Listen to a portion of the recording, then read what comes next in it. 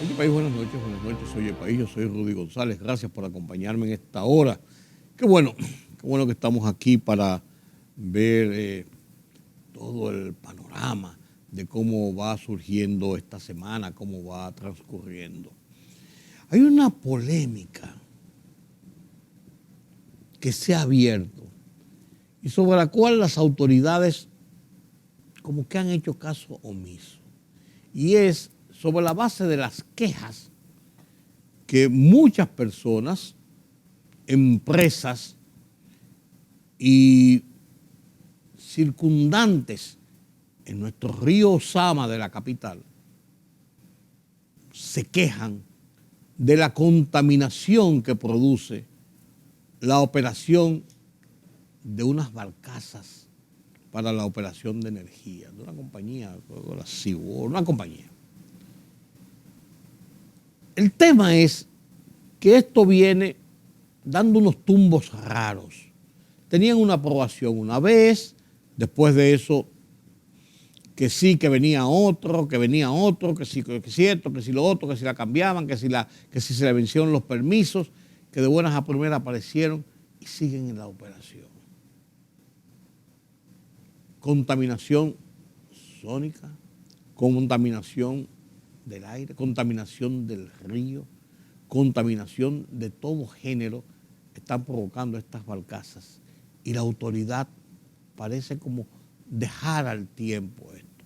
Y así no son las cosas, señores. Hay que dar una explicación muy clara sobre esto.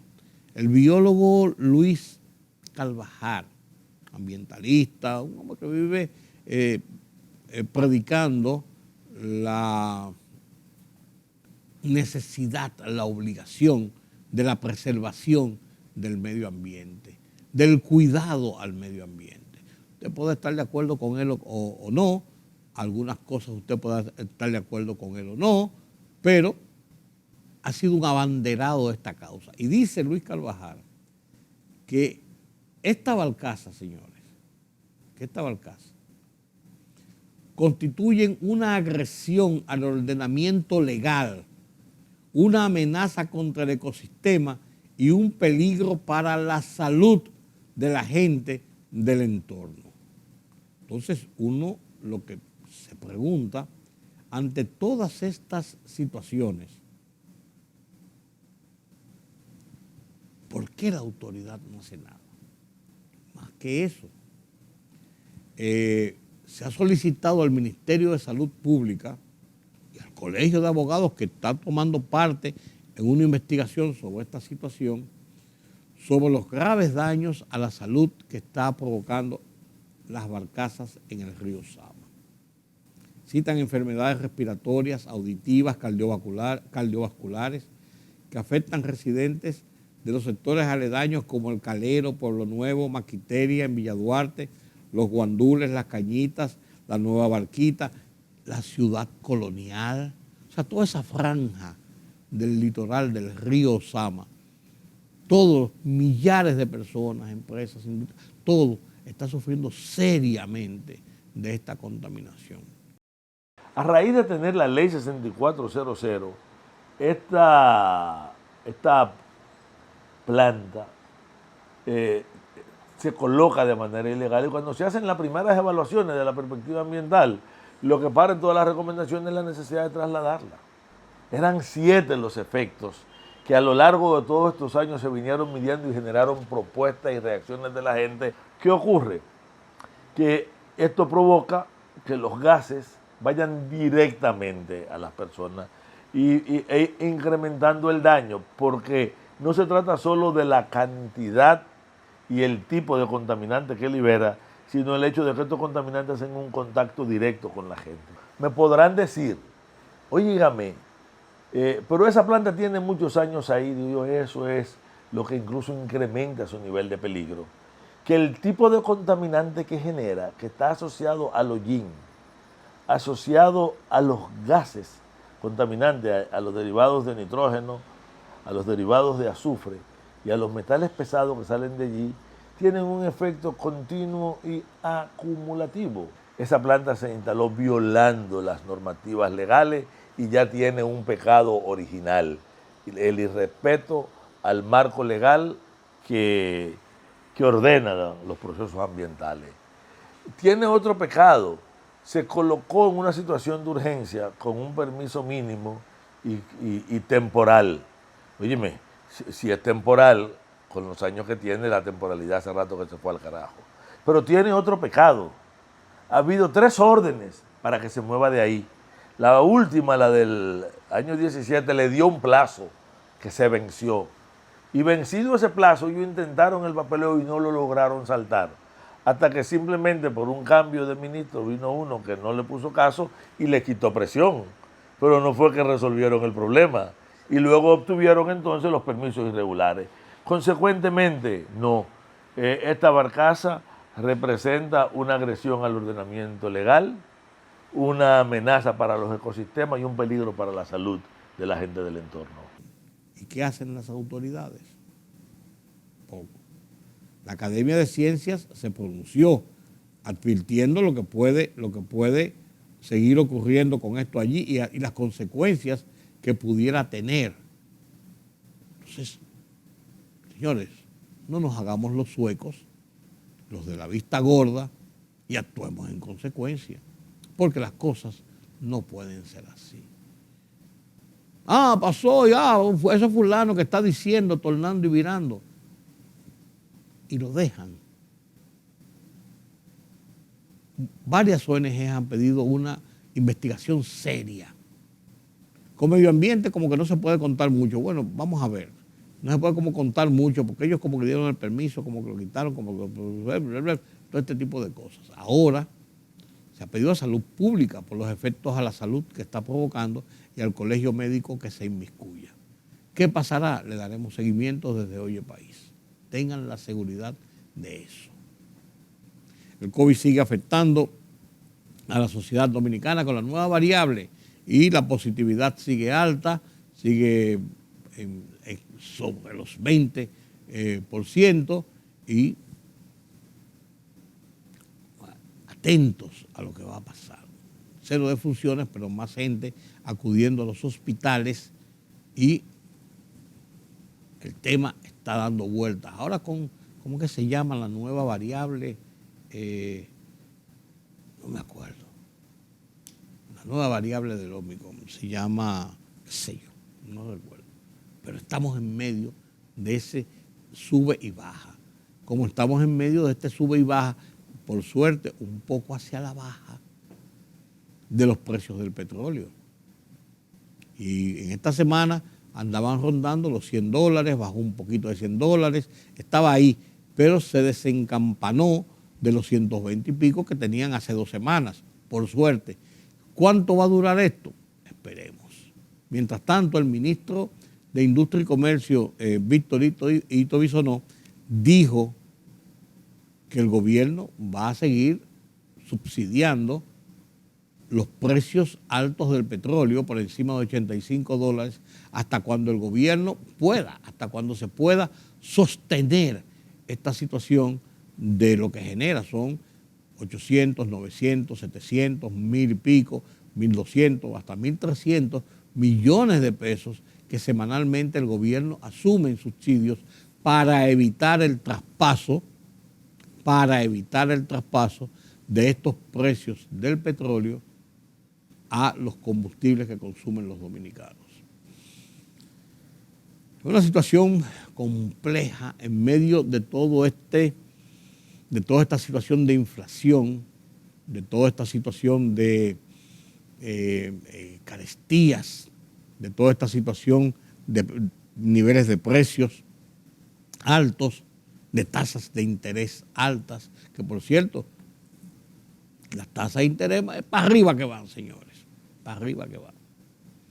La CEPAL dijo en su informe económico publicado esta semana que la República Dominicana, junto a Ecuador, Perú, me parece que Chile, ha perdido, oigan esto, señores, ha perdido el 10% de los niveles de salario de la gente. Y eso que en República Dominicana, en el tema post-pandemia, se ha invertido mucho dinero, el gobierno ha invertido mucho dinero en subsidios sociales para evitar agravar la situación que provocó la ola de desempleos cuando azotó la pandemia en el 2020 y todavía en los primeros meses del 2021 y se ha ido recuperando poco a poco estos niveles de empleo, pero en sentido general la CEPAL establece que estos países han perdido hasta el 10% de los empleos que tenían al 2019. O sea que todavía no se recupera por completo la situación del empleo mientras la inflación sigue golpeando. Una situación incómoda, una situación dura, una situación que provoca sacudiones. Y uno cree que lo de la guerra de Irak y esto por allá y eso es muy lejos. No, esto está ahí y nos está causando serios problemas. El caso Medusa,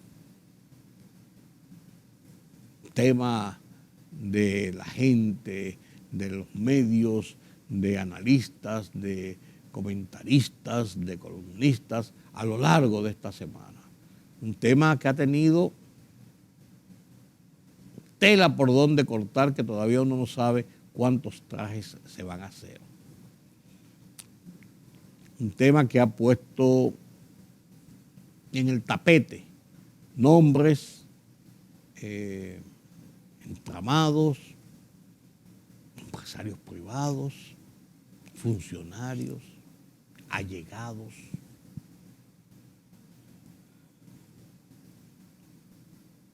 En una situación bastante compleja, que llega ahora a un tribunal de instrucción que deberá decidir, este juez de instrucción, deberá decidir qué hace con este expediente de 12.275 páginas, 41 personas encartados como imputados y 20 empresas como parte de ese entramado que denuncia la Procuraduría General de la República.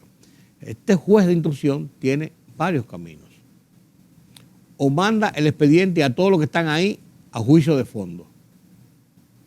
O saca a algunas personas y dicen que esas personas no tienen por qué estar ahí en ese expediente,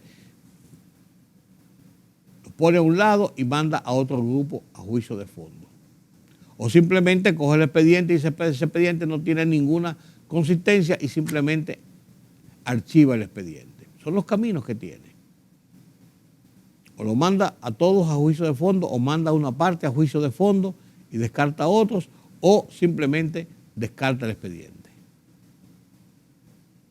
Es muy difícil, muy complejo y toda la sociedad está completamente segura de que ese expediente no va a ser descartado, no va a ser rechazado por ningún juez. Además, la presión mediática y el morbo no permiten que haya una residumbre realmente fuerte de cualquier juez que pudiera entender que realmente el expediente no tiene méritos y pudiera rechazarlo.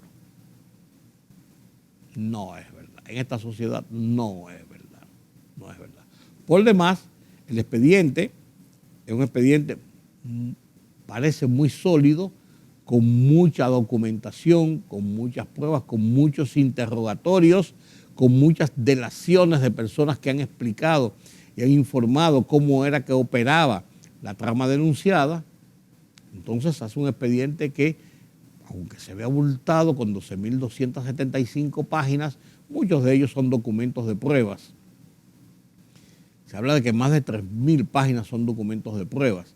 Entonces hay que ver, están los interrogatorios a las personas, hay que ver a dónde nos conduce esto en los próximos días, semanas y meses. Sobre ese tema escribí mi columna de esta semana. La titulo Injundioso expediente. Y analizo el expediente y analizo cómo la Procuraduría de Persecución de la Corrupción Administrativa, el PETCA, y la Oficina de la Procuradora de Persecución de la Delincuencia, Jenny Berenice y Wilson Camaño, prepararon todo este expediente y prepararon todos estos niveles de pruebas que han presentado ante los jueces para que sean debatidos en los tribunales y sea tomada una decisión sobre la cual ellos buscan condenas máximas. Comparto con ustedes mi comentario en el Listín Diario, en mi columna Oye País, un injudioso expediente. Luego conversaremos con Carlos Cuello sobre la situación de la economía nacional.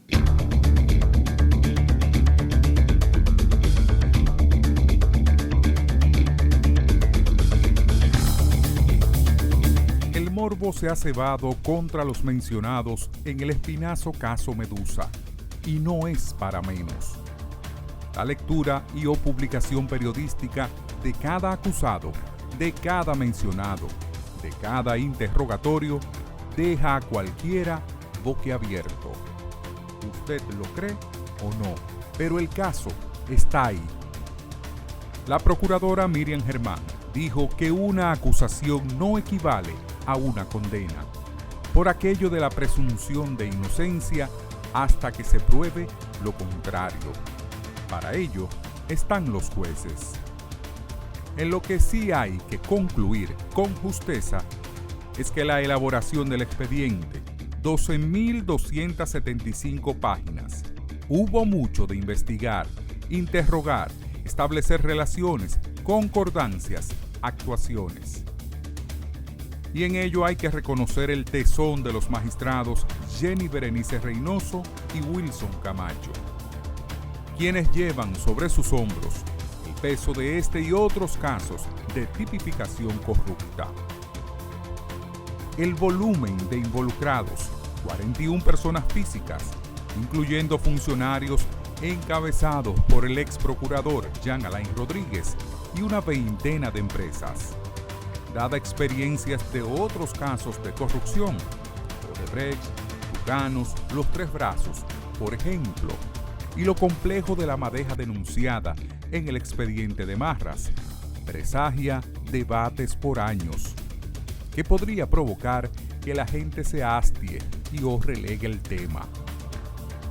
Lo que no podrá obviarse es que la Procuraduría Adjunta, que dirigen Jenny Berenice y Camacho, han hecho su trabajo, plasmado en el enjundioso expediente Medusa, que constituye una vigorosa experiencia de investigación, organización, estructuración, presentación de un caso judicial, alejado de coletillas innecesarias, lo que obligará a los abogados a tener que emplearse bien a fondo y a los jueces aplicar justicia.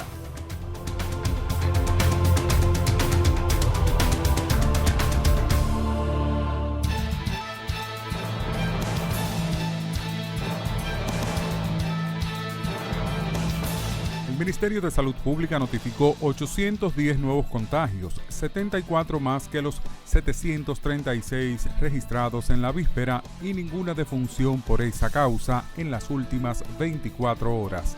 El total de muertos por COVID-19 en el país se mantiene en 4.383, mientras que el 24.62% de los cuales era hipertenso y el 15.90% diabético. El ministro de Interior y Policía, Jesús Vázquez Martínez, aseguró que los 3.000 nuevos policías que buscan ser integrados para fortalecer la seguridad ciudadana serán escogidos bajo un nuevo modelo de reclutamiento. El funcionario anunció que en los próximos días informarán sobre nuevos avances tecnológicos como parte del proceso de reforma que vive esa institución. El presidente Luis Abinader encabezó la presentación del proyecto de interoperabilidad del Gabinete de Política Social, una plataforma tecnológica que optimizará los resultados y brindará una mayor atención a los ciudadanos que requieran estos servicios del gobierno. La Dirección General de Contrataciones Públicas anunció la suspensión de un contrato que había suscrito el Ministerio de Educación MINER con varias editoras para la adquisición de libros digitales para el nivel secundario de cara al año escolar 2022-2023. El contrato asciende a 2.500 millones de pesos.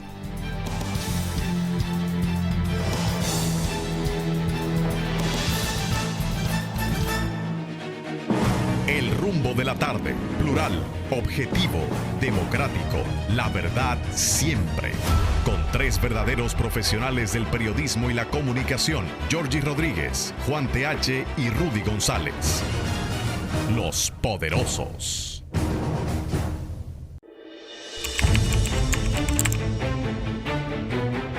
Periodismo de investigación, columnas, opinión, análisis, reportajes de fondo. Hora por hora, una completa plataforma multimedia. Periodismo con valor. Noticias horaporhora.com.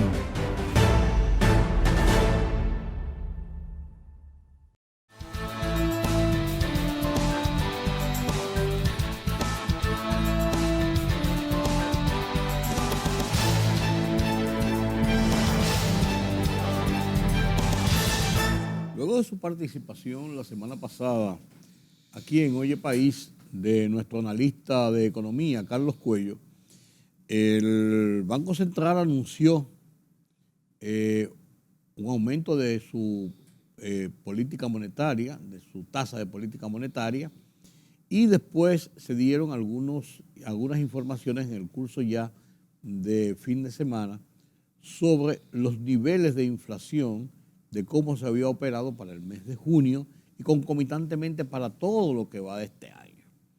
Entonces, el tema de inflación, el tema de las políticas de tasa monetaria, las tasas de interés, todo lo que incide en este proceso de recuperación económica va interrelacionado de una forma u otra. Quiero analizar esta noche el impacto que esas últimas medidas han tenido sobre la situación de la inflación y de la recuperación de la economía. Buenas noches, Carlos. Buenas noches, don Rudy. Sin lugar a dudas que la inflación es como la resultante de todo lo que todo lo que es el comportamiento de las principales variables macroeconómicas. Ok, correcto. Porque tú puedes decir que la economía está creciendo, que la economía está recuperándose, pero la manera como la gente mejor lo siente, mejor o peor lo siente, es con la estabilidad de los precios. Sí, cuando los precios suben, pues obviamente que el poder adquisitivo del ingreso se deteriora. Claro. Y entonces las autoridades toman medidas, es cierto, pero desgraciadamente las medidas que se toman para contrarrestar los efectos de la inflación tampoco son indiferentes a lo que va a ser el impacto que va a tener en lo que es la producción, en lo que son los niveles de demanda, en lo que es la capacidad de consumo de la gente, ¿no?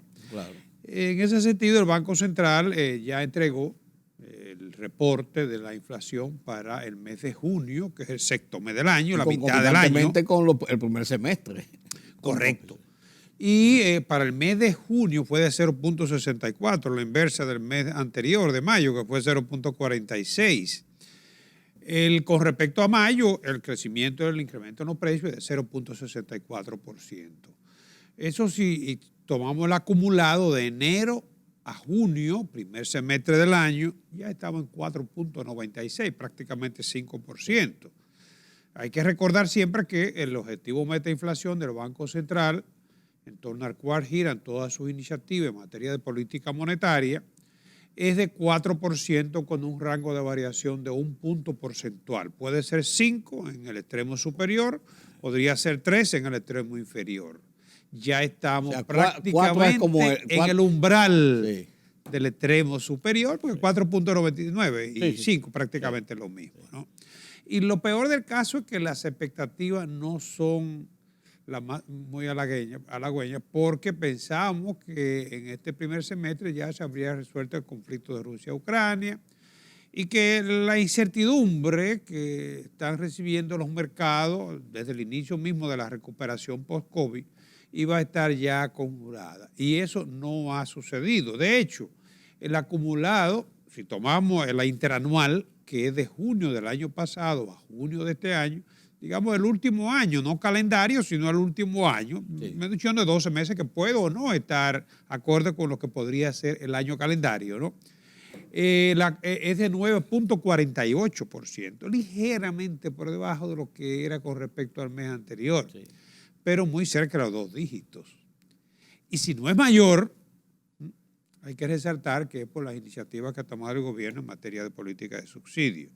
En este resultado, los renglones que más impacto tuvieron fue 1.18 bebida, alimentos y bebidas, no alcohólica por supuesto, restaurantes y hoteles con un 1% en este caso y el otro con un 1.18 alimentos y bebidas, bienes y servicios diversos 0.63, muebles y enseres del hogar 0.88, transporte 0.44. Estos renglones, digamos que responden por el 89% de lo que es el índice de precio al consumidor medido a través de la canasta familiar. El IPC.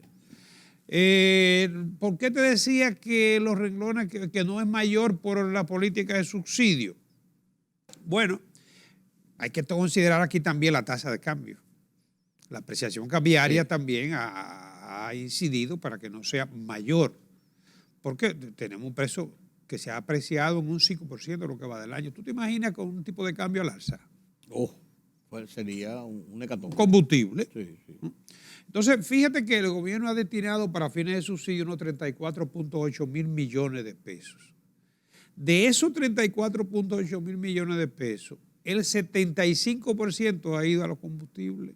Estamos hablando de que los combustibles han representado 25.6 mil millones de pesos. Así es.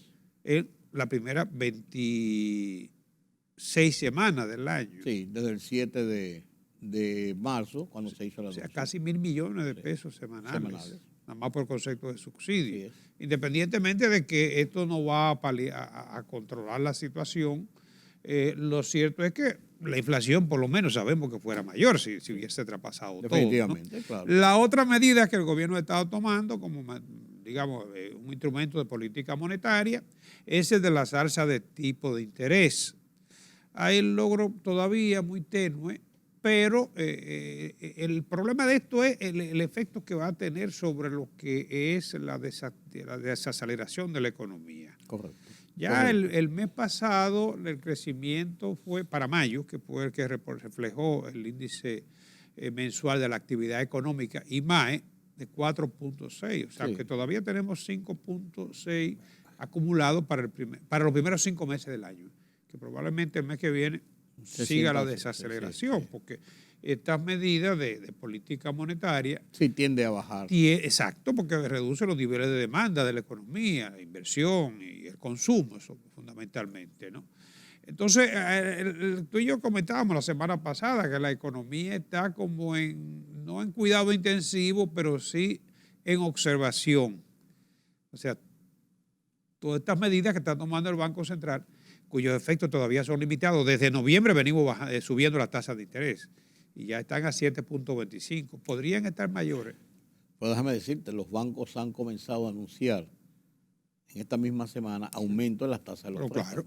Claro. Pero de una forma muy alta. Claro. De hecho, nosotros siempre hemos tenido márgenes de tasa altos. ¿Y eso no hay controles de qué niveles podían o debían aumentarse? ¿O eso está a la libre discreción de cada banco? Sí. Las tasas aquí, afortunadamente, hay libre mercado para las tasas. Antes tuvimos controles de tasas, tú recuerdas cuando surgieron todas esas financieras, que era ahí que la tasa máxima era un 1%, un 12%, que venía de los años de mediados del siglo pasado, ¿no? Y la consecuencia de eso, tú recordarás, fue una plaga de financieras que después hubo que tomar medidas para regularla. Una vez se regularon, sencillamente desaparecieron prácticamente todas, ¿no? Porque ese es uno de los problemas cuando se quiere controlar, establecer controles de precios en el mercado. El Banco Central lo que sí puede es, digamos, dentro de lo que son sus planes de política monetaria, subsidiar tasas para ciertos sectores, puede dar facilidades crediticias a los bancos, pero ese no es ahora mismo la señal. La señal ahora mismo es de restricción monetaria. O sea, así como tuvimos una política monetaria expansiva, tanto para contrarrestar los efectos de la recesión por la pandemia, como para apoyar la recuperación de la economía, ahora la política monetaria es restrictiva precisamente para hacerle frente a la inflación. Medidas que pueden dar resultados cuando la inflación obedece a presión de demanda. En este caso, hay que dar claro de que la inflación obedece a elementos de costo y sobre todo es importada, es una inflación de oferta sobre la cual nosotros y pocos países en el mundo, ni siquiera los Estados Unidos, tienen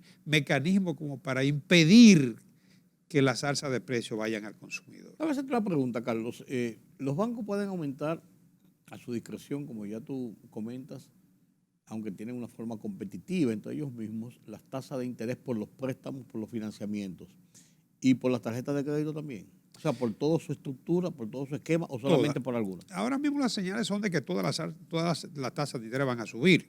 Porque si el Banco Central está subiendo su tasa, que es una tasa de referencia, y la tiene a 7.25, eso significa que los bancos, su excedente de liquidez, lo pueden colocar en el Banco Central, sin riesgo y sin ningún tipo de calificación de cartera, ¿no?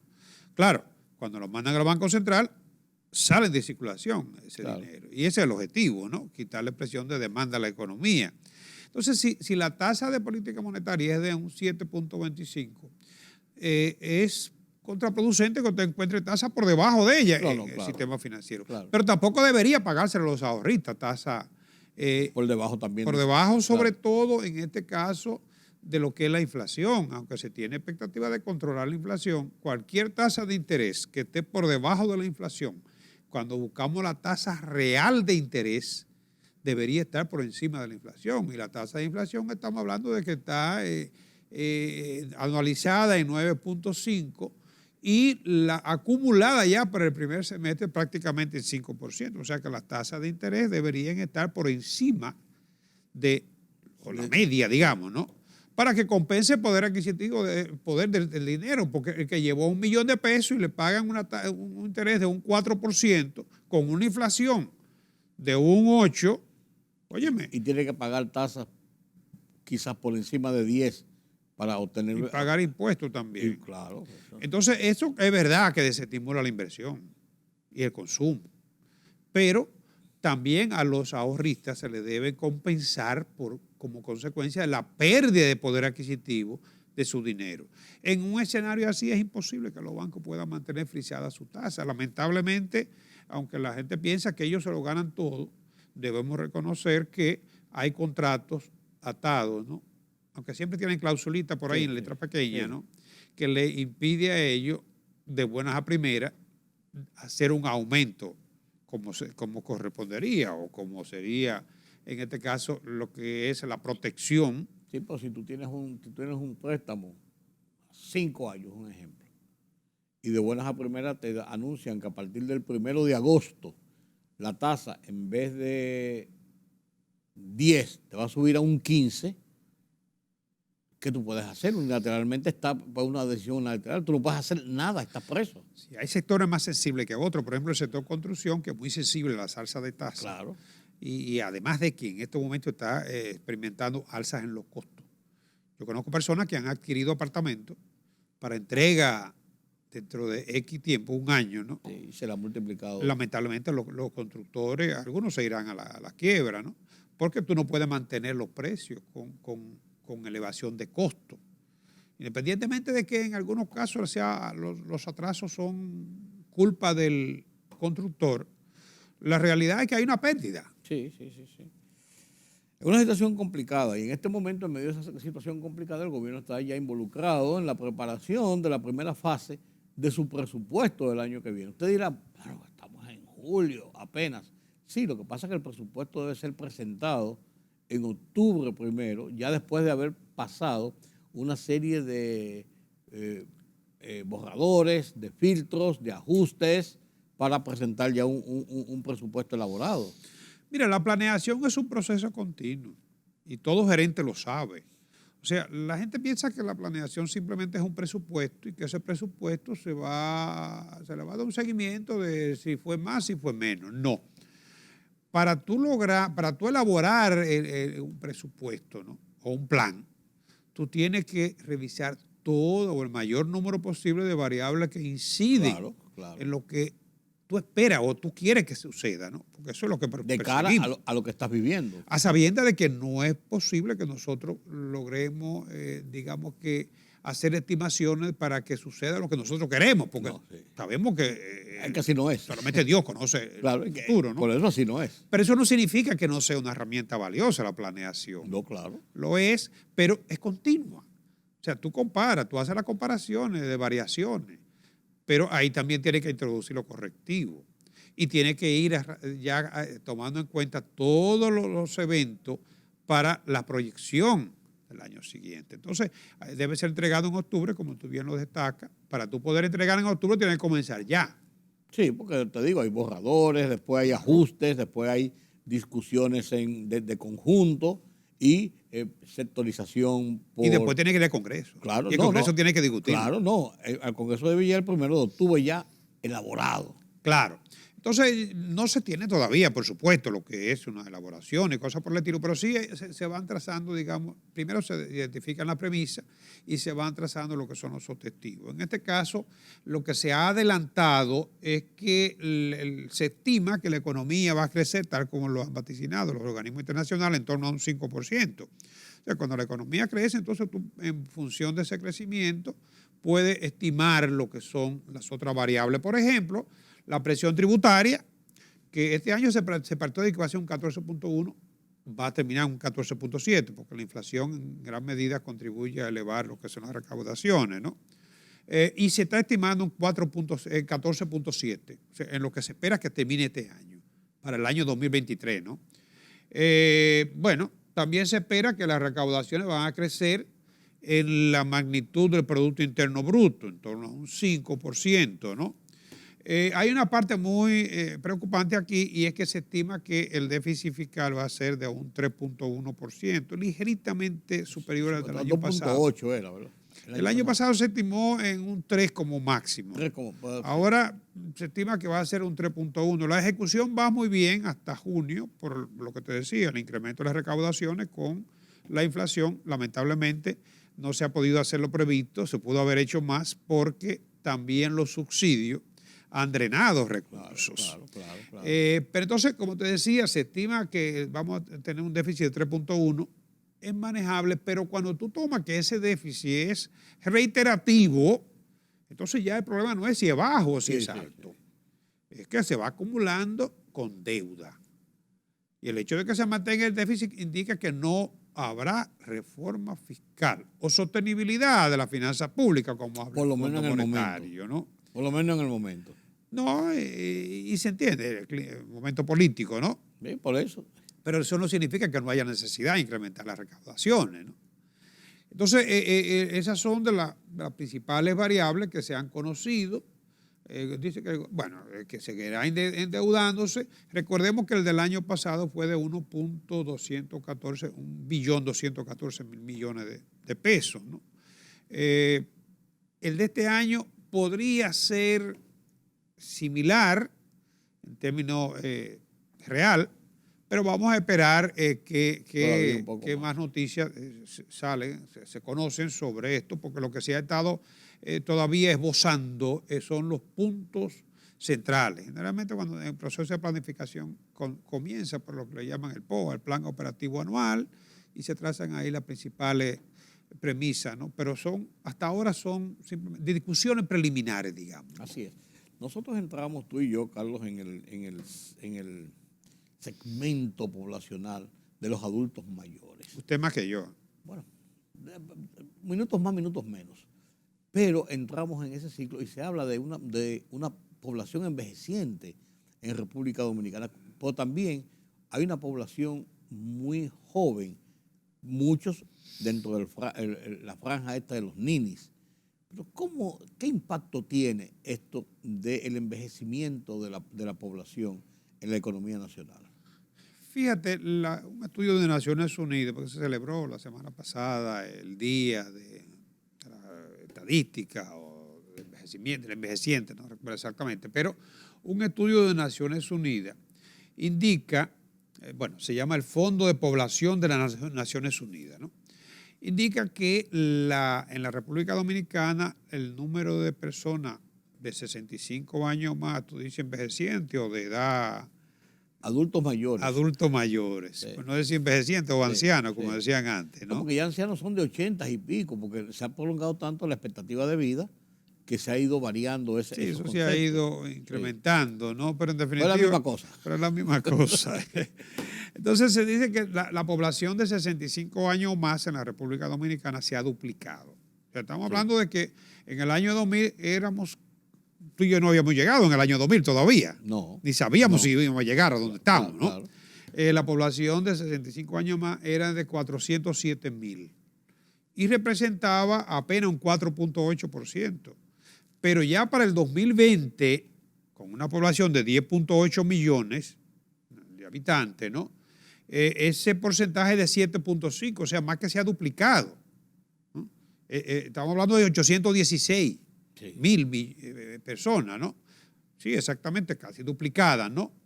Y se espera que llegue en el 2050 a un 16%. Obviamente tú y yo nos contaremos ya en esas estadísticas, ¿no? Pues yo estoy en eso. En el 2050. Estoy en eso. Lo felicito, animoso, ¿no? Entonces, la edad media, fíjate que de 22.5 ha subido a 28 años. Y se espera que se sitúe en 37.5% la edad media, ¿no? Fíjate que se ha ido aumentando la edad promedio de la población, ¿no? Y esto plantea grandes retos para la economía. Por ejemplo, ¿qué significa eso? En la actualidad, la población de 65 más no está incluida en la seguridad social. No quedó incluida, porque recuerda que comenzábamos en el 2001 con 40 años en adelante, ¿no? Y no, oficialmente no está incluida No dentro, está dentro incluida. de la fuerza laboral activa. No, la mayoría. Porque ya debe estar en época de retiro. Pero independientemente de eso, vamos a suponer que la cobertura nuestra es muy deficiente. Independientemente de eso, cada día vemos más personas que antes la tratamos y la vimos muy activa en el mercado laboral, que están pasando situaciones de precariedad en muchas profesiones, incluso profesionales, liberales, ¿no? Y lo otro es que el gasto de salud también se va a incrementar. Lógico. Porque la persona... Es cuando más demanda Claro. asistencia y salud. Y los cuidados, Sí. las atenciones, Sí, consumo. la solidaridad de una juventud que lamentablemente es escapista frente a lo que son ese tipo de responsabilidades. Así es, así es. Entonces, esto plantea grandes retos para la economía. Habrá costo de protección a las personas, a los envejecientes. Necesariamente. Atenciones de salud, el cuidado. Es cierto que también el envejecimiento de la población tiene un doble impacto sobre el mercado laboral. Por un lado, si los viejos no dejan los espacios, los jóvenes van a encontrar menos oportunidades. Pero por el otro lado, se demanda también de fuerza laboral para darle servicio de atención a los envejecientes. Claro. Para los sistemas de pensión, los sistemas de seguridad social también es un reto, porque se parte de la proyección de la edad promedio. Incluso el programa nuestro partió de los 30, un número X de cotizaciones, creo que son 20 años. 300 y tantas cotizaciones, 20 años. 300 Pero ya la edad no, necesariamente habría que subirla. Sí. Porque primero se tiene ya datos de que el acumulado no será suficiente para poder garantizar una pensión digna. Y el número de cotizaciones, si se amplía la edad, entonces también se va a ampliar. No estamos en una situación de Europa que tiene ya porcentajes más del doble de edad avanzada. El gobierno tiene una incidencia muy activa y muy directa. Aquí no es tan directa. Pero va a ser de más en más, porque tiene que serlo. Habrá que destinar una proporción cada vez mayor de los ingresos del gobierno para poder darle respuesta a quienes sacrificaron o aportaron sus cuotas en los momentos de edad productiva por la fuerza laboral. Y que ahora merecen también un justo retiro o un final, digamos, menos traumático. Eso es así. Bueno, Carlos, gracias por estos comentarios y ojalá que nosotros los adultos mayores tengamos mejores perspectivas. Pero no se preocupe, lo veo muy preocupado usted. Es que me preocupa eso. Yo soy un adulto mayor. No debería preocuparse. Usted y yo somos dos adultos mayores que no podemos jugarnos con eso. A Twingo no le importa porque es un muchacho joven. Gracias, don Carlos. Ustedes permítanme la pausa.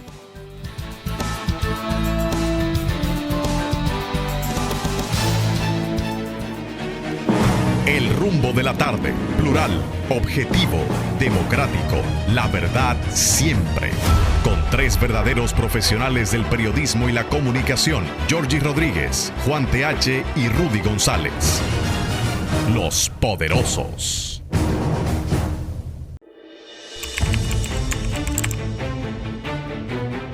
Periodismo de investigación, columnas, opinión, análisis, reportajes de fondo. Hora por hora, una completa plataforma multimedia. Periodismo con valor. Noticias horaporhora.com.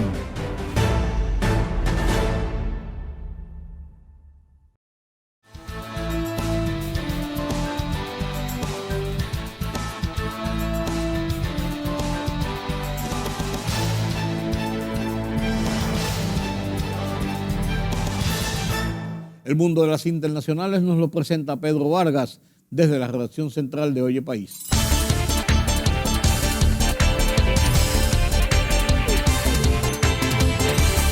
Misiles rusos alcanzaron una ciudad en el centro de Ucrania y causaron 17 muertos y unos 90 heridos, informaron las autoridades. El presidente de Ucrania calificó el ataque de acto abiertamente terrorista contra la población civil del país en áreas sin valor militar. La red social Twitter está experimentando problemas en todo el mundo, con informes de los usuarios en países como Estados Unidos, España, Argentina, Canadá, Portugal, Japón, Reino Unido, Francia, México y República Dominicana. Al menos 89 personas han sido asesinadas y otras 16 están desaparecidas en la última semana en Haití debido a la guerra entre las bandas armadas. En la barriada capitalina de Cité Soleil, informó la organización Red Nacional de Defensa de los Derechos Humanos. Joe Biden inició su primera visita a Medio Oriente como presidente, declarando un vínculo hasta la médula entre Estados Unidos e Israel y comprometiéndose a fortalecer los lazos económicos entre los dos países. El mandatario estadounidense no mencionó uno de los objetivos más importantes de su visita: asegurarles a Israel y Arabia Saudita que está comprometido a evitar que Irán se convierta en una potencia nuclear.